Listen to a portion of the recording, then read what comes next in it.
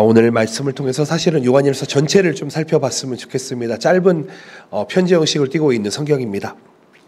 요한일서 그리고 또 이서를 살펴보면서 네 가지 진리라는 제목으로 함께 말씀을 나누었으면 좋겠습니다.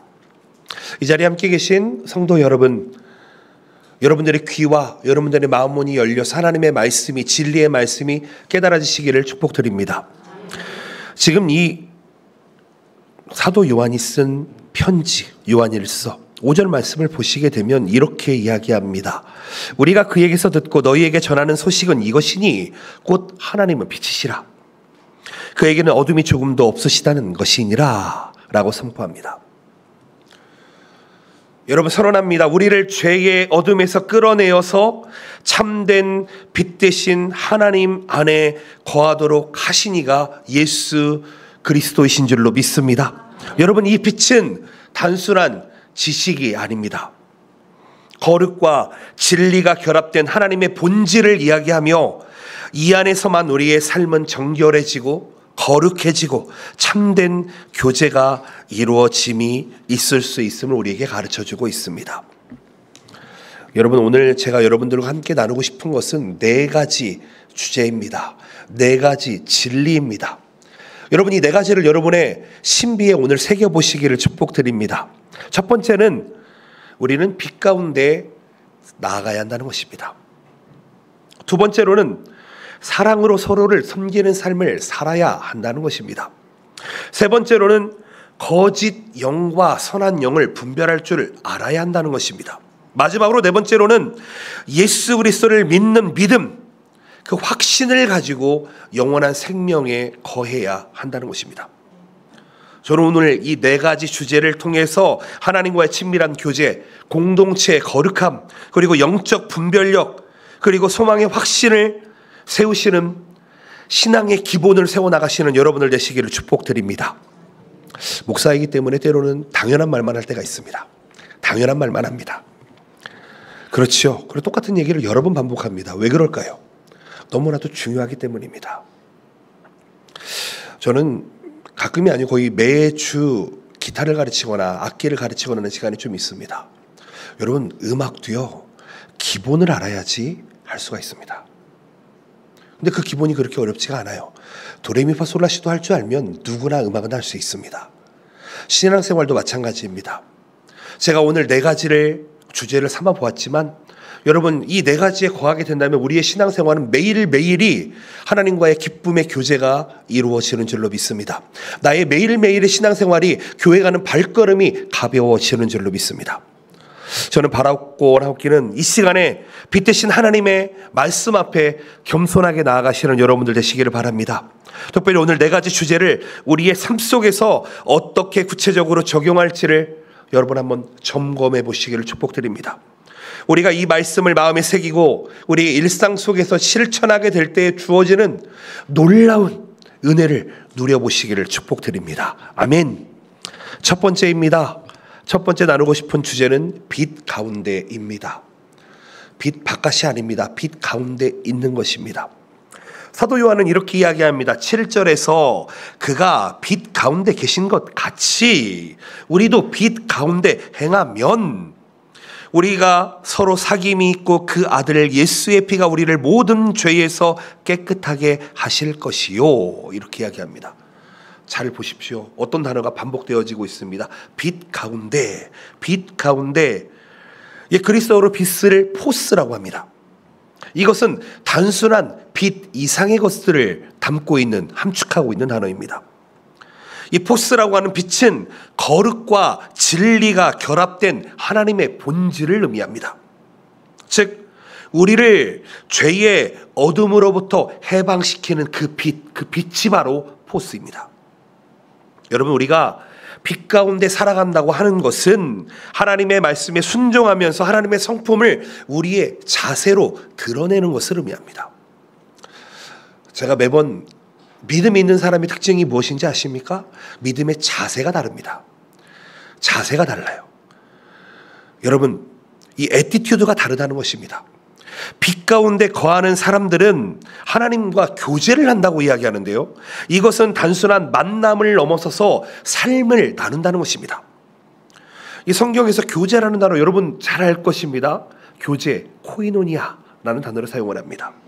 코이노니아라고 하는 이 교제는 하나님과 우리가 맺는 친밀한 동행을 의미합니다. 그리고 성도 상호 간에 서로의 아픔을 나누고 기쁨을 나누고 연약함을 나누고 슬픔을 나누는 것, 그것이 바로 코이노니아다라고 하는 것입니다. 여러분, 진정한 교제는 서로의 약함을 숨기지 않습니다. 여러분, 진정한 교제가 있으십니까? 나의 약점도 다 드러내면서 나의 아픔도 다 드러내면서 교제할 수 있는 성도가 있으십니까? 여러분, 이게 정말 우리에게 필요하다라는 것이죠. 우리가 서로의 연약함을 숨기지 않고 드러낼 때야말로 코이노니아, 참된 교제가 완성된다는 것을 기억하셨으면 좋겠습니다. 저는 사실 20대까지는 나는 힘이 세, 나는 힘이 정말 세, 이 힘으로 뭐든지 할 수 있어 라는 어떤 그 이상한 자신감을 가지고 살았습니다. 왜냐하면 저 팔씨름을 줘본 적이 없기 때문입니다. 정말 재밌죠. 그게 전부인 줄 알았습니다. 10대, 20대에는 나 힘 세. 근데요, 나이를 먹다 보니까 누가 저에게 목사님 운동하세요 이렇게 이야기합니다. 저는 운동을 좋아하지 않습니다. 팔씨름 한번 하시죠 하면은 제가 심장이 두근거립니다. 이걸 해서 이겨야 되나 져야 되나. 여러분, 우리가 인생을 살아감에 있어서 우리가 가지고 있는 힘으로 산다고 여러분 착각하지 않으시길 바랍니다. 우리는 우리의 힘으로 절대 살 수 없습니다. 우리가 가지고 있는 물질만으로도 살 수 없습니다. 우리가 가지고 있는 경험만으로도 살 수 없습니다. 우리는 단지 예수 그리스도의 빛 가운데 거하면서 하나님의 사랑 가운데 거하면서 우리는 교제 가운데 살아갈 수 있어야 하는 줄로 믿습니다. 여러분, 신앙생활은 절대 혼자를 이야기하지 않습니다. 신앙생활은 절대 혼자서 할 수가 없습니다. 신앙생활은 무조건 공동체를 이루어야만 합니다. 그 이유는 제가 설명해 드리겠습니다. 여러분, 빛 가운데 거한다는 것은요, 나의 약함을, 나의 죄를 드러내는 것입니다. 고백하는 것으로부터 시작합니다. 그것이 진정한 용기입니다. 나를 커버하고 나를 포장할수록 나의 인생은 빛 가운데 거하는 게 아니라 어둠 가운데 거할 확률이 너무나 높게 된다는 것입니다. 요한일서 1장 9절 말씀, 만일 우리가 우리 죄를 자백하면 그는 미쁘시고 의로우사 우리 죄를 사하시며 우리를 모든 불의에서 깨끗하게 하실 것이다. 뭐라고 이야기합니까? 자백하면 이렇게 합니다. 자백하면 어떻게 된다고요? 정결하게 하실 것이다. 우리 죄를 인정하고 하나님 앞에 고백하면 그분이 우리의 마음을 새롭게 정결하게 하신다는 것입니다. 청년들을 처음 만나게 되면 저는 제 드롭박스에서 사진 한 장을 꺼냅니다. 이렇게. 보신 적 있으시죠? 제가 화려할 때 사진 한 장 꺼내 보여줍니다. 나 이렇게 살았습니다. 나 예전에 이렇게 살았어요. 아마 놀라실 겁니다. 핑크색 머리를 하고 있는 제 모습이 있습니다. 깜짝 놀라셨죠? 그런데요, 저는 그때의 모습이 참 부끄럽고 연약하다고 생각을 합니다. 그럼에도 저는요, 제 약함을 먼저 드러냅니다. 저 이런 사람이었어요. 저 이런 연약한 사람이었어요. 지금은 상상을 못 하실 겁니다. 핑크색에 쫙 말라가지고 몸매는 거의 모델과 같았습니다. 믿지 않으시겠지만. 여러분, 빛 가운데 행한다는 게 무엇일까요? 나의 힘으로 살아가는 것이 빛 가운데 행하는 걸까요? 아닙니다. 빛 가운데 행한다고 하는 것은 나의 힘과 나의 능력이 아니라 오직 하늘로부터 오는 하나님의 은혜, 선물로부터 비롯된 것인 줄로 믿습니다. 여러분, 빛 가운데 행한다고 하는 것은 우리가 이 예배당에 모여서 여기에서만 행하는 것을 의미하는 것이 아닙니다. 직장과 가정과 교우 가운데서, 더 나아가서는 넌 크리스천과의 관계 가운데서 우리는 빛 가운데 거할 수 있어야 합니다. 여러분, 우리가 거짓을 가지고 살아가면 그 빛 가운데 거하시는 것이 아닙니다. 우리가 위선으로 살아가는 것 또한 빛 가운데 거하는 게 아닙니다. 우리가 진실함으로 살아갈 때 때로는 내가 유익이 되지 않음에도 불구하고 그 진실함을 찾아갈 때에 우리는 하나님의 빛 가운데 살아가는 참된 자녀가 되는 줄로 믿습니다. 그렇기 때문에 우리는 일상마다 마음을 살펴보아야 됩니다. 내가 잘못된 길을 걸어가고 있지는 않는지 내가 자백하며 회개할 수 있어야 됩니다. 여러분, 연약함을 고백하는 것은요, 큰 용기가 필요합니다. 나의 약함을, 나의 과거를 꺼내는 것은 큰 용기가 필요합니다. 그런데요, 하나님께서 베푸시는 하나님의 은혜는 그보다 더 크다는 것을 기억하시기를 부탁드리겠습니다.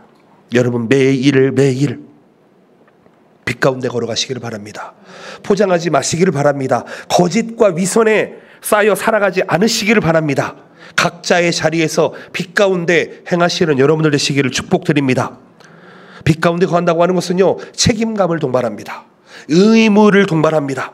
공동체 전체가 서로와 서로를 책임지며 의무감을 가지고 나아간다면 우리는 하나님 안에서 참된 코이노니아, 교제를 경험할 수 있게 될 것입니다. 교회는 그런 곳이 되어야만 합니다. 나누고 싶은 곳, 가고 싶은 곳, 사랑이 넘치는 곳, 빛 가운데 거하는 우리들, 이 가운데 와서 나눌 때에 다시 한번 충전되며 하나님의 빛으로, 하나님의 말씀으로, 그리고 또 하나님께서 기뻐하시는 거룩한 교제가 이루어지는 그런 놀라운 공동체를 여러분 지금부터 하나씩 만들어 나가보십시다. 아멘이시죠? 그런 요한일서에서 사도 요한이 얘기한 이런 놀라운 역사가 우리에게, 이 자리에 함께한 여러분들에게 빛으로 함께 하시기를 예수님의 이름으로 축복드립니다. 아멘. 두 번째로는 섬기라, 이렇게 이야기합니다. 조건이 있지요. 뭐라고 이야기합니까? 사랑으로 섬겨라. 여러분, 크리스천은요, 섬기는 자들입니다. 예수님도 섬기러 이 땅에 오셨습니다. 예수님께서는 자신의 목숨을 드려 우리를 살리러 이 땅에 오셨습니다. 사도 요한은 요한일서 4장 7절에서 이렇게 이야기합니다. 사랑하는 자들아, 우리가 서로 사랑하자. 사랑은 하나님께 속한 것이니 사랑하는 자마다 하나님께로부터 나서 하나님을 알고. 사랑이라는 단어가 몇 번이 나오는지 모르겠네요. 여기에서 나와 있는 사랑이라는 단어는 여러분 잘 아시다시피 아가페라고 하는 사랑입니다. 이것은 상대방의 유익을 위해서 기꺼이 자신을 내어주는 사랑, 무조건적이고 희생적인 사랑을 아가페 사랑으로 이야기합니다. 그렇다면 이 아가페 사랑을 우리가 누구에게 받았습니까? 하나님으로부터 받았습니다. 하나님께서 독생자 예수 그리스도를 우리를 위해서, 그 사랑을 실천하기 위해서, 사랑을 증명하기 위해서 우리에게 보내주셨다는 것입니다. 여러분, 교회는요, 하나님께 그 받은 아가페 사랑을 반대로 전하는 곳이 되어야 되는 줄로 믿습니다. 세상에 증거하는 빛과 소금의 역할, 사랑으로 섬기는 역할을 해야 된다는 것입니다. 8절 말씀에 이렇게 이야기합니다. 사랑하지 아니하는 자는 하나님을 알지 못하나니 이는 하나님은 사랑이다. 사랑이심이라. 하나님은 사랑이심이라. 여러분, 이 구절 많이 들어보셨잖아요.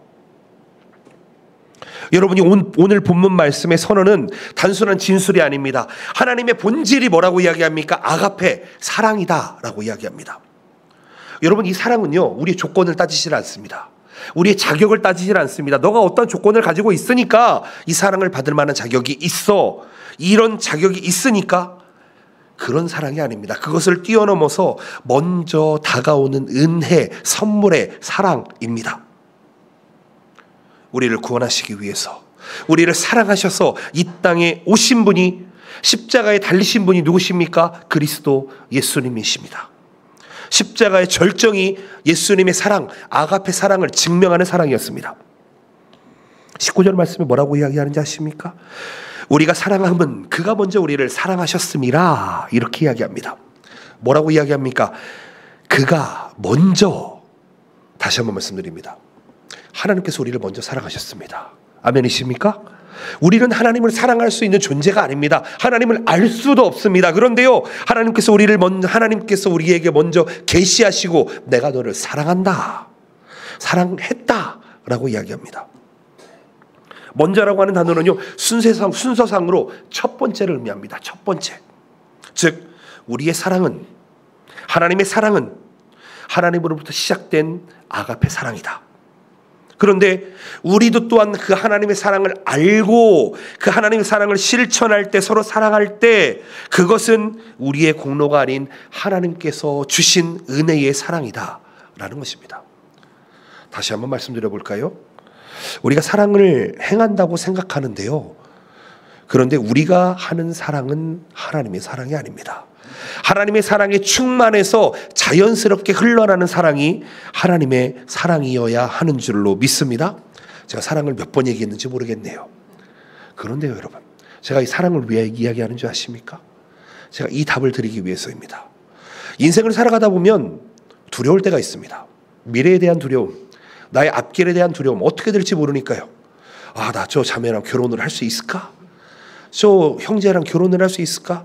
아이는 잘 태어날까? 직장 생활은 잘 할 수 있을까? 돈은 잘 벌 수 있을까? 먹고 살 수 있을까?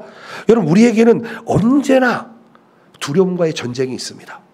그런데요, 이 두려움을 두는 존재가 누구냐라는 것이지요. 하나님께서 우리에게 주시는 것은 예레미야서를 보게 되면 미래와 소망, 희망이다라고 이야기하는데, 여러분, 두려움을 주는 존재가 누구입니까? 하나님을 알지 못하게 하는 그 사단, 악한 영이 하는 일 아닙니까? 요한일서 4장 18절 말씀을 보시게 되면 이렇게 이야기합니다. 사랑 안에는 두려움이 없다. 온전한 사랑이 두려움을 내어쫓다니 두려움에는 형벌이 있음이라. 두려워하는 자는 사랑 안에서 온전히 이루지 못하였느니라. 아멘. 여러분, 오늘 확실하게 깨달으시기를 바랍니다. 두려움은 심판과 정죄의 대상입니다. 여러분, 이 완전한 두려움은요, 근데 이 두려움을 없게 하고 두려움을 내쫓는 것이 있습니다. 그것이 무엇입니까? 사랑, 아가페 사랑이라고요. 여러분, 두려울 때 돌아보시기를 바랍니다. 내가 사랑에 충만해져 있는지. 하나님의 사랑에 충만해져 있는 사람은 절대 두려움이 없습니다. 두려움이 없을 뿐더러 그 두려움이 내쫓아진다라고 이야기합니다. 그리고요, 반대로 두려워하면 뭐가 있다고요? 형벌이 있다. 두려워하는 자는 하나님의 사랑 안에 거하지 못한다, 이루지 못한다, 이렇게 이야기합니다. 사랑의 반대말은 사랑하지 않는 것이 아닙니다. 사랑의 반대말은 두려워하는 것입니다. 여러분, 두려워하지 않으시기를 축복드립니다. 하나님의 사랑 안에 충만하시기를 축복드립니다. 바라옵고 나옵기로 이 자리에 함께하는 모든 성도님들, 하나님께 받은 아가페 사랑, 그 사랑을 실천하십시오. 두려움이 사라질 것입니다. 두려움이 내어 쫓겨질 것입니다. 두려움의 형벌이 사라질 것입니다. 아멘이시죠? 여러분, 어디에서부터 실천해야 될까요? 예배부터 실천해야 됩니다. 하나님의 사랑을 배울 수 있는 것은 바로 이 예배의 자리입니다. 하나님의 사랑을 실천하는 자리는 기도의 자리인 줄로 믿습니다. 하나님의 사랑을 실천하는 자리는 찬양하는 자리입니다. 하나님의 복음을 전하는 자리입니다. 중보기도하는 자리입니다.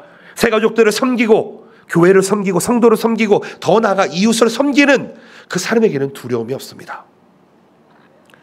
작은 섬김이라도 하나님이 주시는 그 아가페 사랑으로 사랑하며 나아갈 때, 여러분, 교회 안에서 머무르는 것이 아닙니다. 교회 안은 물론 교회 밖에 있는 이웃에게까지 하나님의 사랑이 전해지게 된다는 것이죠. 여러분, 서로의 필요를 살피는 것, 거기서부터 우리의 사랑을 실천해 봅시다. 말보다 행동으로 사랑을 드러내는 공동체가 되어 봅시다. 여러분도 잘 아시잖아요. 언행일치가 되지 않으면요, 그 사람에게는 신뢰도가 떨어지게 됩니다. 또 여기에서 또 언행일치가 또 반대로 믿음이 아닌 불신의 언행일치가 되면은 우리는 망하는 삶을 살게 됩니다. 사랑하는 성도 여러분, 하나님께서 주신 그 놀라운 사랑을, 아가페를 실천하시면서 우리 안에 두려움을 내쫓으시기를 예수님의 이름으로 축복드립니다. 아멘. 세 번째로는 영을 분별하라라는 것입니다. 여기서는 좀 조건이 필요할 것 같습니다.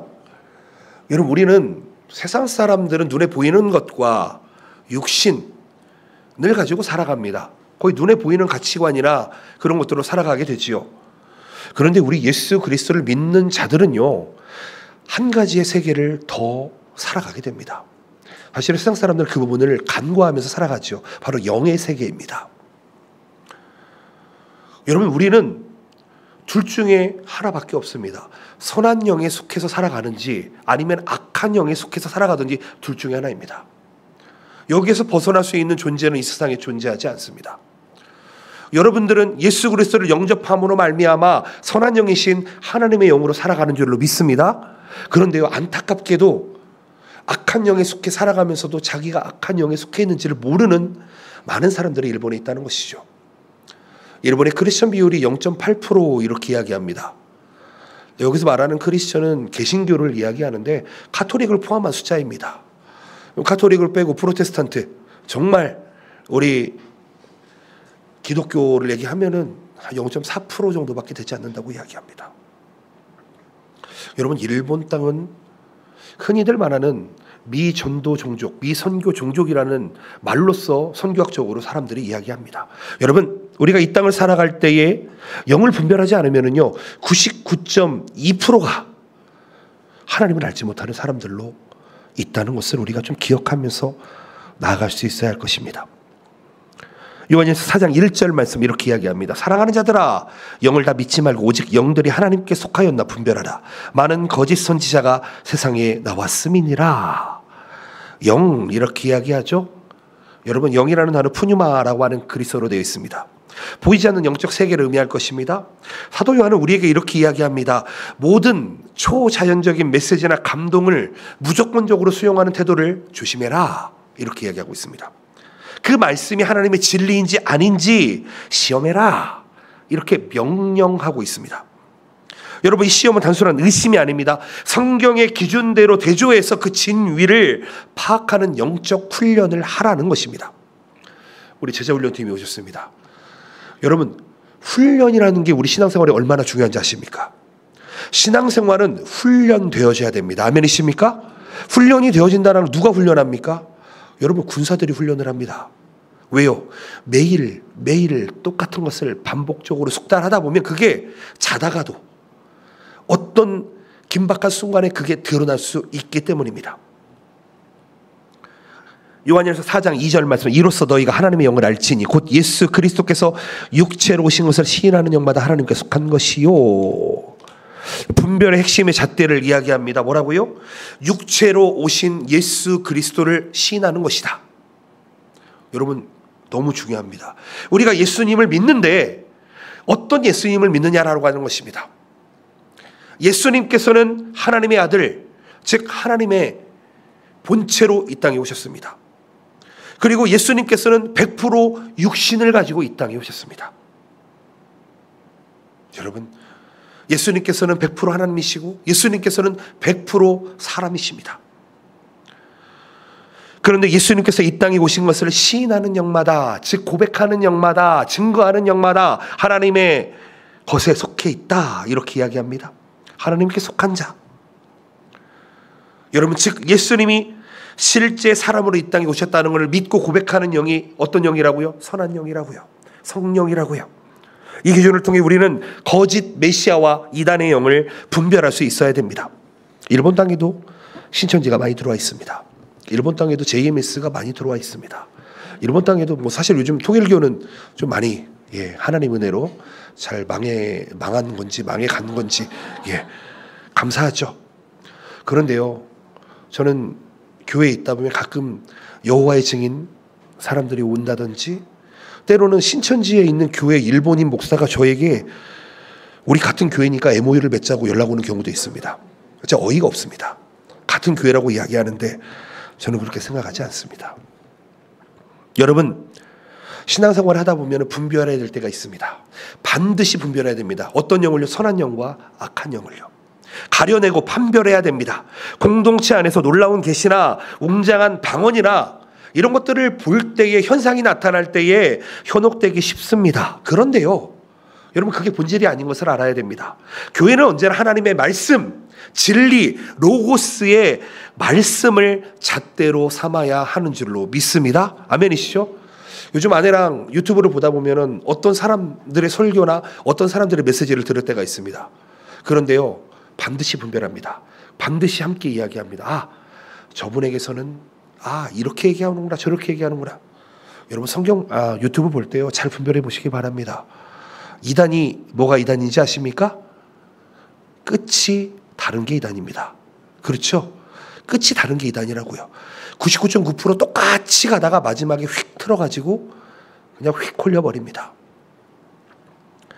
그렇다는 것은 성도들에게 주어진 유튜브, 여러분 너무 좋지요. 유명한 목사님의 설교를 듣는다도 너무 좋습니다. 그런데요, 여러분 잘 분별된 목사님의 설교를 들으시기를 바랍니다. 성도 각자가 하나님의 말씀에 비추어서 잣대를 가지고 묵상하시고 기도 가운데 성령 하나님의 놀라운 충만을 기대하시기를 바랍니다.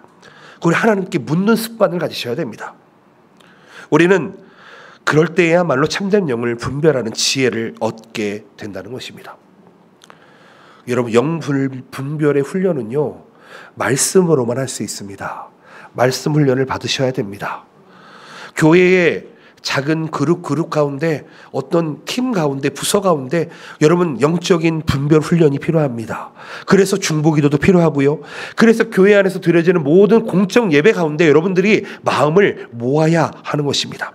찬양할 때도 하나님 앞에 깊이 집중하며 찬양하고, 그리고 우리에게 맡겨진 모든 사역 가운데에서 하나님 영분별의 역사로 제가 나아갈 수 있도록 도와주시옵소서. 특별히 예언적 메시지를 들을 때 곧장 수용하는 태도에서 여러분 거기서 점검을 한번 하시고요.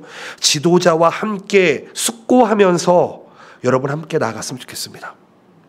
사실은 목사들도요, 아마 잘 분별하기 쉽지 않을 것 같아요. 요즘 얼마나 교묘한지 모릅니다. 그렇다면은요, 함께 기도하면서 교회에 있는 목사님들을 꼭 찾아가서 신학적인 부분들을 꼭 살펴보셨으면 좋겠습니다. 여러분, 그것이 하나님께로 온 것인지 아니면 나의 욕구나 나의 욕심이나 외부의 압력으로부터 시작되는 것인지, 저는 신앙생활은 가장 중요한 단어를 이거라고 생각합니다. 인격적인 것입니다. 신앙생활은 강압적으로 하는 것이 아닙니다. 신앙생활은요, 가스라이팅 당해서 하는 것도 아닙니다. 신앙생활은 하나님 앞에 인격적으로 해야 되는 줄로 믿습니다. 부모님을 따라 나가는 아이들도요, 처음에는 그렇겠지만 하나님의 말씀을 듣고 귀가 열리고 마음문이 열리게 되면 그들에게 복음이 심기어지고 그들이 자발적으로 신앙생활하는 역사가 일어난다는 것입니다. 그렇기 때문에 여러분, 저에게 가스라이팅 당하지 않으시길 바랍니다. 농담이 아니고요, 하나님의 말씀에 믿음으로 화답하시기를 축복드립니다. 외부 압력에 따르지 말고요, 끊임없이 자문하면서 분별하면서 나아갈 수 있으시기를 축복드립니다. 요한일서 4장 6절 말씀 이렇게 되어 있습니다. 우리는 하나님께 속하였으니 하나님을 아는 자는 우리의 말을 듣고 하나님께 속하지 아니한 자는 우리의 말을 듣지 아니하나니 진리의 영과 미혹의 영을 이로써 아느니라. 이렇게 이야기합니다. 지금 뭐라고 이야기하냐면요, 진정으로 하나님께 속한 자는 하나님의 말씀을 듣는다. 이게 결론입니다. 여러분, 우리에게 말씀하시는 영이 누구신지를 분별하시기를 바랍니다. 내 마음에 불안함을 가지고 두려움을 가지고 오고, 내 마음에 미래에 대한 낙심을 가지고 오고, 지금 삶에 대한 낙심을 가져오는 영은요, 절대로 선한 영이 아닙니다. 그때 우리에게 필요한 게 뭐라고요? 하나님의 사랑이라고요. 하나님의 사랑에 충만해 보십시오. 그리고 영을 분별해 보십시오. 그것이 하나님의 것이 아니라면 내쫓으십시오. 여러분, 영이 어디서로부터 왔는지 분별하는 훈련을 게을리하지 마십시오. 그래서 예배의 자리를 꼭 지키십시오. 성경을 배우는 자리, 훈련하는 자리에 꼭 있으시기를 예수님의 이름으로 축복드립니다. 진리의 말씀 위에 서시기를 바랍니다. 거짓의 영의 유혹을 물리치시기를 바랍니다. 성령님의 인도하심에 민감히 반응하시기를 축복드립니다. 그게 지혜입니다. 그런 놀라운 지혜가 여러분들께 있기를 예수님의 이름으로 축복드립니다. 아멘. 마지막으로 그리스도를 아는 믿음이 있어야 한다라고 하는 것입니다. 그리스도를 알아야 됩니다. 사도 요한은 요한일서 5장에 이렇게 이야기합니다. 또 아는 것은 하나님의 아들이 이르러 우리에게 지각을 주사 우리로 참된 자를 알게 하신 것과 또한 우리가 참된 자 곧 그의 아들 예수 그리스도 안에 있는 것이니 그는 참 하나님이시요 영생이시라. 아멘. 영생을 이야기합니다. 영생이 무엇입니까? 영원한 생명이지요. 여러분, 이것은 단순한 생존이 아닙니다. 그냥 살아가면서 이어지는 생명이 아닙니다. 끝이 없는 삶의 질. 여러분, 우리가 예수 그리스도를 믿는 그 순간에 여러분, 우리는 질이 바뀌어졌다는 것을 기억해야 됩니다. 우리 겉모습을 보니까 예수님을 믿든 안 믿든 겉모습이 바뀌지 않은 것처럼 보이지만 여러분, 우리는 변했습니다. 아멘이십니까? 여러분, 예수 그리스도를 믿는 그 순간 우리에게 다시 한번 재창조가 일어났음을 여러분 믿으셔야 됩니다. 우리가 예수님을 인격적으로 알고 그분 안에 거하게 되면은 바로 영원한 생명을 누리게 된다. 요한일서 5장 13절, 내가 하나님의 아들의 이름을 믿는 너희에게 이것을 쓰는 것은 너희로 하여금 너희에게 영생이 있음을 알게 하려 함이라. 알게 하려 한다. 이것은 지적인 인식을 넘어서 경험적인 확신을 준다는 이야기입니다. 즉 우리는 예수 그리스도의 이름을 믿음으로 받아들이게 되고 확신하게 될 때에 이 영생이 우리의 현재 삶 속에서 나타난다. 그러므로 인하여 두려움으로부터 해방된다라는 것입니다. 여러분, 믿음이라는 단어가 어떤 의미를 가지고 있는지 아십니까? 신뢰, 확신, 헌신, 충성, 이런 뜻을 가지고 있습니다. 요한일서 5장 4절에서 5절 말씀, 무릇 하나님께로부터 난 자마다 세상을 이기었느니라. 세상을 이기는 승리는 이것이니 우리의 믿음이니라. 예수께서 하나님의 아들이심을 믿는 자가 아니면 세상을 이기는 자가 누구냐? 아멘. 여러분, 세상을 이기는 자가 누구입니까? 예수 그리스도를 믿는 자입니다. 아멘이시죠? 예수님께서 하나님의 아들이심을 믿는 자가 세상을 이기는 자입니다. 우리가 예수님을 신뢰한다면, 예수님이 하나님의 아들이심을 신뢰한다면 우리의 어떠한 환난, 고난, 죽음, 슬픔, 아픔, 연약함으로부터 자유할 수 있습니다. 여러분, 우리가 영생을 확신하며 나아가야 됩니다. 믿음으로 나아가야 됩니다. 단지 미래의 어떤 소망을 향해 나아가는 것이 아니라 현재 우리의 정체성, 삶의 자세에 대해서 돌아볼 수 있어야 됩니다. 5장 13절 말씀, 내가 하나님의 아들의 이름을 믿는 너희에게 이것을 쓰는 것은 너희로 하여금 너희에게 영생이 있음을 알게 하려 함이라. 하나님 아들의 이름을 믿는, 하나님 아들의 이름이 누구십니까? 예수 그리스도, 예수님이십니다. 예수 그리스도의 권위와 예수 그리스도의 신성과 예수 그리스도의 인성, 인격 전체를 믿는 우리들에게 영생이 있다. 예수님의 이름을 붙들 때 삶의 매 순간에 우리는 하나님의 자녀로서의 누려야 될 담대함과 평안을 우리는 누리게 될 것입니다. 그렇기 때문에 이 자리에 모여 계신 사랑하는 성도 여러분, 예수님을 향한 믿음, 신뢰, 헌신, 충성을 한번 점검해 봅시다. 여러분, 혹시 오늘 아침에 일어나셨는데 오늘은 하루 쉴까? 기왕에 늦게 일어났는데 여러분, 좀 점검해 봅시다. 나의 신앙생활을 점검해 봅시다. 내가 예수 그리스도께서 하나님의 아들이심을 정말 믿고 있는지, 그 이름을 붙들고 있는지, 그 영생을 내가 이 세상에서 살아내고 있는지. 우리가 예수님의 이름을 붙들고 영생을 확신하면서 살아가게 된다면 두려움 대신 소망으로 살아갈 수 있을 것입니다. 절망 대신 기쁨으로 살아갈 수 있을 것입니다. 이 자리에 계신 모든 성도 여러분, 특별히 젊은이 여러분, 미래에 대한 불안 있으시잖아요. 저만 그랬을까요? 저는 매일매일이 불안했습니다. 매일매일이 두려웠던 것 같습니다. 신학을 하면서도 이 길은 내 길이 아니구나. 100번은 정말 그만두고 싶었습니다.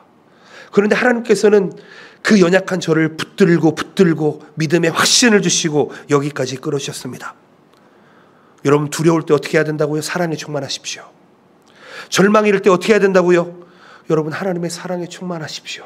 기쁨이 넘치게 되는 줄로 믿습니다. 이 영생의 확신을 우리가 이 땅이 끝날 때까지 잘 붙들고, 나만 붙드는 것이 아니라 내 가정과 내 자녀들에게, 내 남편에게, 내 아내에게, 내 가족에게 전할 수 있는 여러분들 되시기를 예수님의 이름으로 축복드립니다. 말씀을 정리합니다. 지금 사도 요한이 우리에게 가르치는 4가지 진리가 있습니다. 이것은 단순한 지식이 아닙니다. 여러분의 삶의 현장에서 매일매일 실천해야 될 영적인 훈련입니다. 여러분, 빛 대신 예수님과 동행하시기를 바랍니다. 빛 가운데 거하시기를 바랍니다. 그러면서 그 빛 가운데 스스로의 연약함과 스스로의 죄를 숨김없이 드러내시면서 자백하시기를 바랍니다. 자백하는 용기가 여러분들에게 있으시기를 축복드립니다. 이 결단이 우리에게 있을 때 하나님께서 우리를 정결하게 하시고 회복시켜 주시고 우리를 구원해 주시는 줄로 믿습니다. 또한 하나님의 본질적인 사랑, 아가페, 우리가 받은 이 사랑이 희생적이고 무조건적이고 상대방의 유익을 위한 그 사랑이라는 것을 기억하시면서 사랑 안에서 두려움을 내쫓으시기를 축복드립니다. 상대의 필요를 그 섬김으로써 채워주시기를 축복드립니다. 오늘 이 시간에 받은 사랑을 행동으로 옮기겠다고 강력하게 결단하시기를 축복드립니다. 마지막으로 예수 그리스도의 이름을 믿는 믿음, 그 믿음을 가지고 영생으로 살아가시기를 축복드립니다. 영원한 생명을 가진 자로서 그 자세를 가지고 살아가시기를 축복드립니다. 영생을 가진 자는 승리한 사람입니다. 승리한 사람입니다. 이미 승리했습니다. 이 확신을 가지고 여러분의 정체성으로, 여러분의 삶의 원동력으로 삼을 수 있으시기를 축복드립니다. 오늘 들은 이 말씀을 여러분의 신비에 새기시길 바랍니다. 이 결단과 적용으로 구체적인 삶의 변화를 이끌어내시기를 바랍니다. 신앙생활은 제자리 걸음이 아닙니다. 매일매일 한 걸음 앞으로 걸어가야 됩니다. 때로는 앞이 보이지 않고 이해되지 않는 순간이 너무나 많습니다. 그러나 믿음으로 걸어보시기를, 빛 가운데 예수님과 함께 동행해 보시기를 예수님의 이름으로 축복드립니다. 아멘.